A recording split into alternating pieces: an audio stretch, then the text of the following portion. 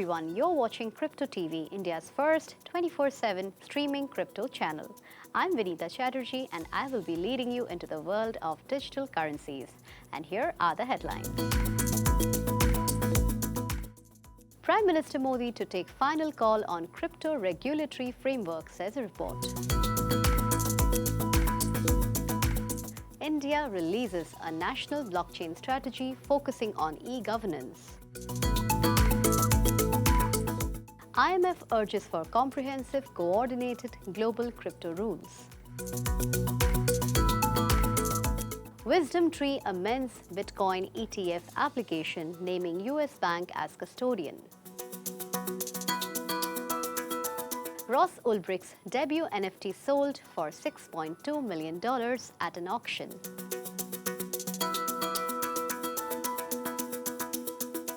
Sell $10 trillion of gold and buy Bitcoin, says MicroStrategy's Michael Saylor. Blanket ban on crypto not desirable, says former RBI Governor Jalan. Coinbase launches high-interest DeFi yields to 70 countries. ECB official says crypto aren't socially economically beneficial. Senator Pat Toomey invested in Bitcoin and Ether through Grayscale's trusts.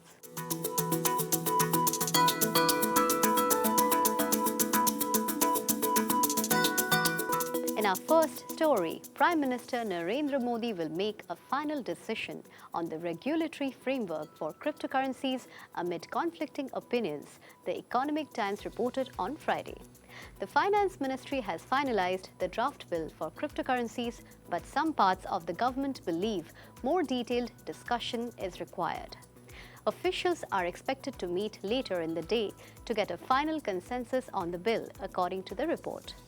Earlier this week, Reuters reported that the proposed legislation to ban the use of cryptocurrencies as a method of payment in India also seeks to make those who infringe the law subject to arrest without a warrant. In our following story, India has established a 5-year framework for the country's use of blockchain technology. The National Blockchain Strategy, as it's been dubbed, focuses on expanding blockchain across various areas of the economy and intends to create tighter collaboration between the government and public sectors. The Ministry of Electronics and Information Technology has identified 44 industries that could profit tremendously from blockchain integration.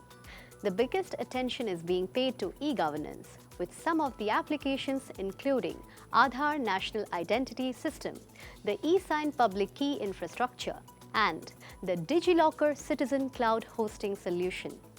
With a focus on e-governance, the government is concerned about data security, privacy and access, but believes that the supply chain management, document validation, e-notary services, insurance, land records, education, smart cities, and the healthcare industry are among the sectors where blockchain technology will be used.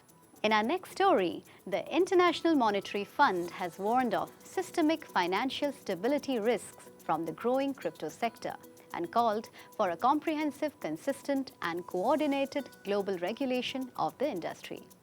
The multilateral agency is seeking comprehensive international standards to address the risks posed to the financial system from cryptocurrencies, while calling for an enabling environment for useful crypto asset products and applications.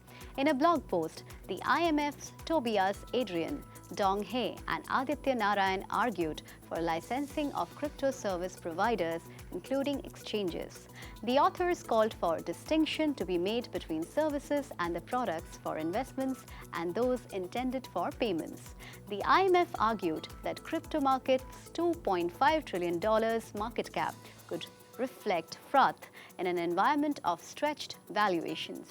In our following story, WisdomTree, a New York-based asset manager, has modified its Securities and Exchange Commission or SEC filing for a Bitcoin exchange-traded fund to name US Bank as its custodian.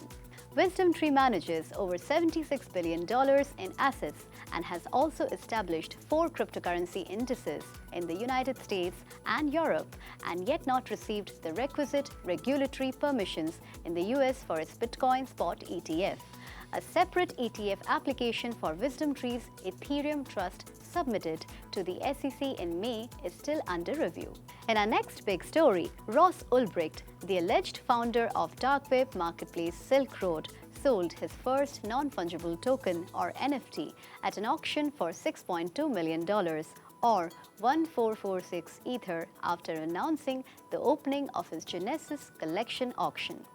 Free Ross DAO purchased the Silk Road founder's NFT created from prison and auctioned it off via Super Rare to raise funds for the future efforts to liberate Ulbricht. Ulbricht founded and operated the darknet marketplace known as Silk Road in 2011 until it was shut down by the US government in 2013.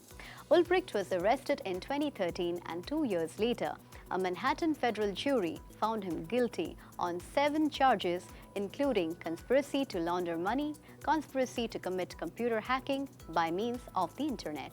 In our following story, Michael Saylor, co-founder of MicroStrategy, an enterprise business intelligence application software firm, feels that selling $10 trillion in gold and buying Bitcoin is the best option. Saylor told Yahoo Finance that Bitcoin is only a threat to gold and that gold is a dead rock. It is without a doubt that the worst performing asset. There is no hope for it. Saylor's remark comes at a time when Bitcoin's prices have risen by 63% year to date, while gold's price have fallen by more than 9% in 2021. In our next story, Bimal Jalan, former governor of the Reserve Bank of India, believes that cryptocurrencies should be categorized as currencies rather than legal tender and must be regulated by the central bank in consultation with the government. A blanket ban on cryptocurrencies, according to the 2-term RBI governor, isn't desired, and if they are categorized as currency, the government can consider taxation issues and the rate at which capital gains on cryptocurrencies can be taxed. The central bank should be the regulator and make sure whatever is done in cryptocurrencies, the data is available to the public, which is not so today, Jalan added. The central bank should be the regulator and make sure whatever is done in cryptocurrencies, the data is available to the public, which is not so today, Jalan added. Jalan had held several administrative and advisory positions in the Government of India, namely Chief Economic Advisor in the 1980s, Banking Secretary between 1985 and 1989, and Finance Secretary, Ministry of Finance between January 1991 and September 1992. In our following story, crypto exchange Coinbase has said that customers in over 70 countries can now earn yield with their crypto holdings through the world of decentralized finance, also known as DeFi.